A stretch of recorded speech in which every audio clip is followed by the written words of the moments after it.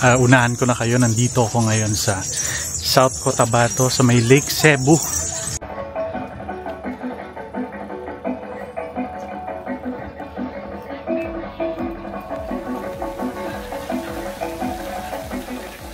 Yan, so nandito kami, susot kami the usual ng traditional na I think yun ang Tibuli attire. Sila ngayon sa Lotus Garden.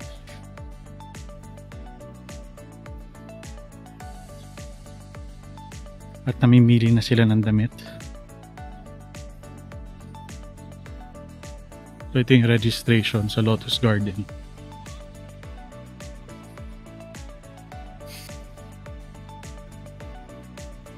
Ito natin. Yan. Ito tayong Tibuli attire. At pupunta tayo ng Lotus Farm. Kung saan siguro yung iba sa inyo familiar na kung ano yung Lotus Farm at anong ginagawa doon. Ba't ako nakasuot ng ganitong Tibuli attire? Siyempre, i-experience natin ang culture ng pagiging Tibuli dito sa South Cotabato.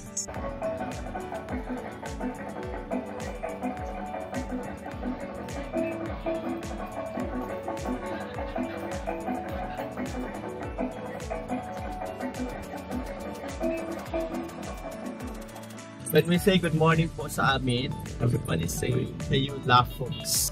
Ayula po? Ayula folks. Yung laman ng mga cages ko dyan sa gilid po natin, nasa 1,000 to 1,500 figurines. Yeah. Kala ko mga lotus yun nando doon. Parang 8 months yan, after 8 months yung mga tilapia, i-harvest yan sila at meron sila different sizes.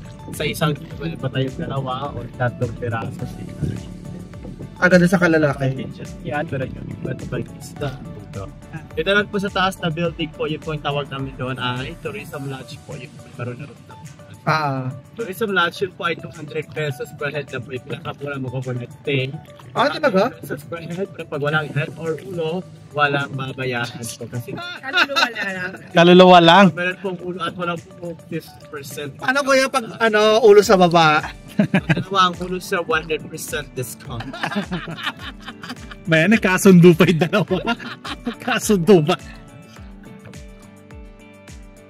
This municipality before is connected to municipality of Surala, but the year 1982 Lake Cebu declared as one of the municipality in the province, and this municipality is awarded as the first class municipality in the province of South Cotabato.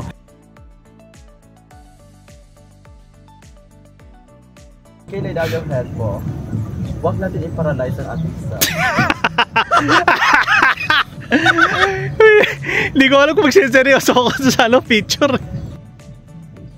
Yung ulo mo po, parang at-least lang siya rin. Sige pa. Another one, last one. Sa taas, nakatuwas yung eyes mo. Sige pa, parang natutulog ka lang. Ang model post din yung photographer. Diba? Dalawang kamay po.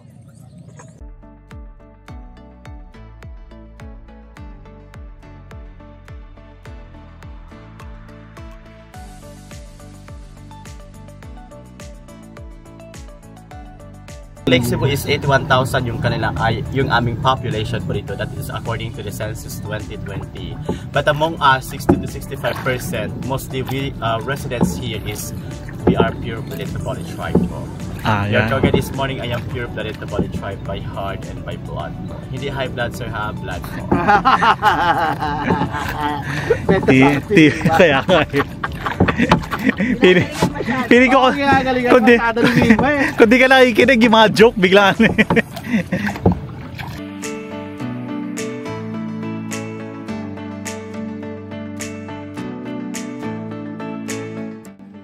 Okay, next part ng tour ay ang Seven Falls, Hikong Alu. Let's go.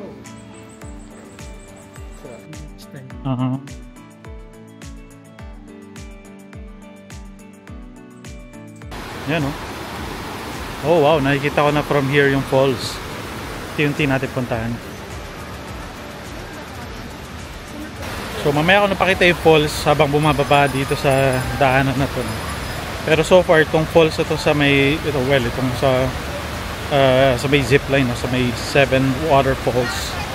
Mataas siya. Hindi ko na sure kung pwede paliguan, no? Mukhang wala naliligo doon. Ito na po tayo sa Falls 1. Sobrang laki. Here you go.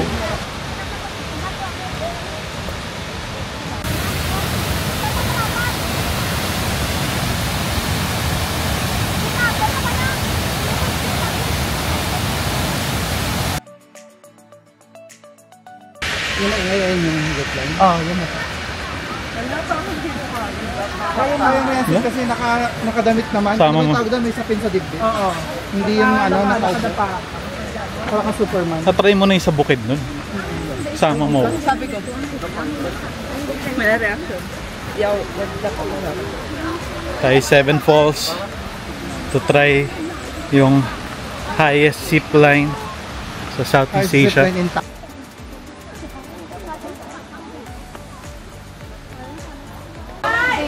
Okay, dito na kami sa aming main activity para sa 7 waterfalls dito sa South Cotabato, yung longest zip line. So naghihintay na lang kami matawag.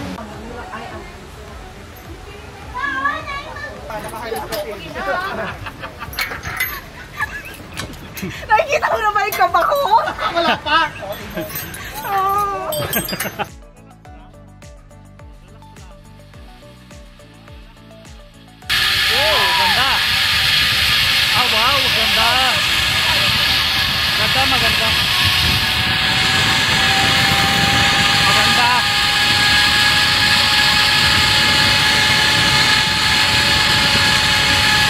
Maganda. Wow! Malapit na.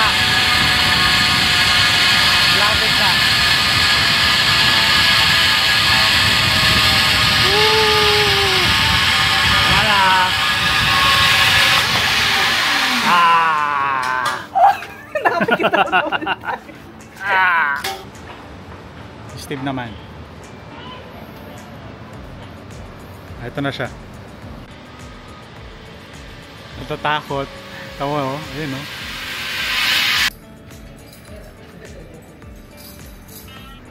Second zip line. Ito yung pababa naman.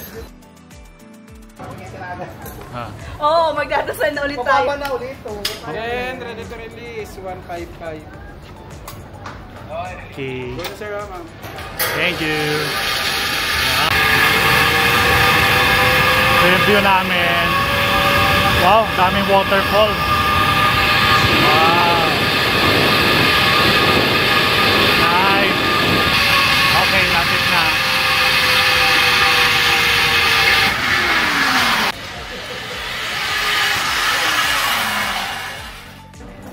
Okay, next stop, Divine Mercy. Natin saglit si Jesus Christ.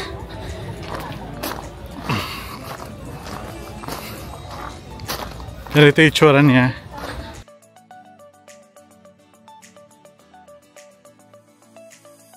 Okay, next stop namin.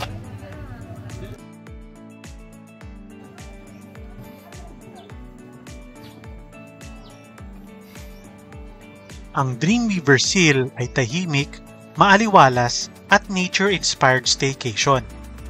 Merong bamboo huts, Instagram-worthy area at garden spots na parang Bali ng Mindanao, pero tunay na rooted sa Tibuli identity.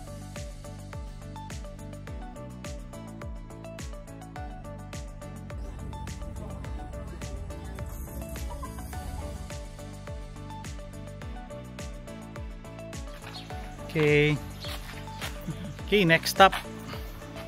Kung tayo sa Langdulay Weaving Center. Mali. Yan. Sabi ni Kuya tour guide namin na dito raw ginawa yung damit ni Robin Padilla nung nanalo siya sa pagka-senador. So let's see.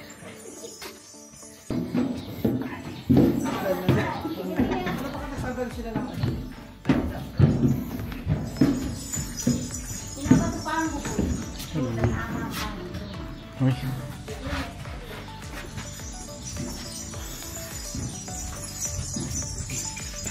Hello, magandang hapon.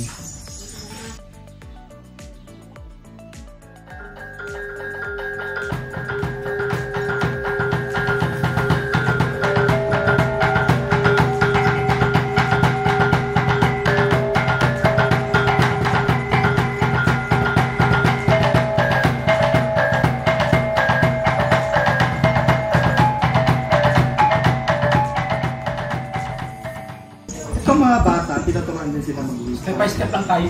Para sa next generation sila Oo. naman. Kasi ang pag-proseso nito ay napakahirap yung mga bata. Meron tayo 32 steps. 32 steps. Wow. Yan, may signature. Mahal yan. Ito yung gawa ni Lola. Original kailang Lulay. Ah, talaga? Oo.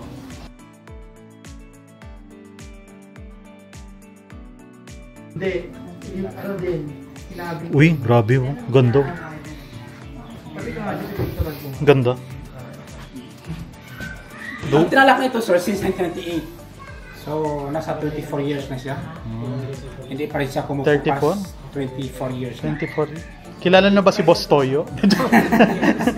Oo. Grabe, ang ganda oh. Kami na travel and tours. Nagre-request kami kayo. Gusto namin ito i-preserve kasi gusto namin i-ulit yung 100 design ni Lola. Tapos ilagay sa museum. Travel and tours. Yung ibang gawa ni Lola sa National Museum HCCA, Manila, Intramuros. Ah, nandun na. Ito lang yung paggawa niyo po o meron pa sa ibang ano? Dito lang talaga. So dito kayo gumagawa lang. Nagsisimula ito sa abaka. Pinapatuyo, pinipino, at kinukulayan ng natural dyes mula sa halaman. Umaabot ng 2 hanggang 3 buwan ang paggawa nito. Ang bawat hibla, hinabi ng kamay. Walang drawing, walang pattern. Galing lahat sa panaginip ng mga Dreamweavers. Hanggang dito na lang ang video, kaya sa susunod na linggo ulit, tapusin na natin to.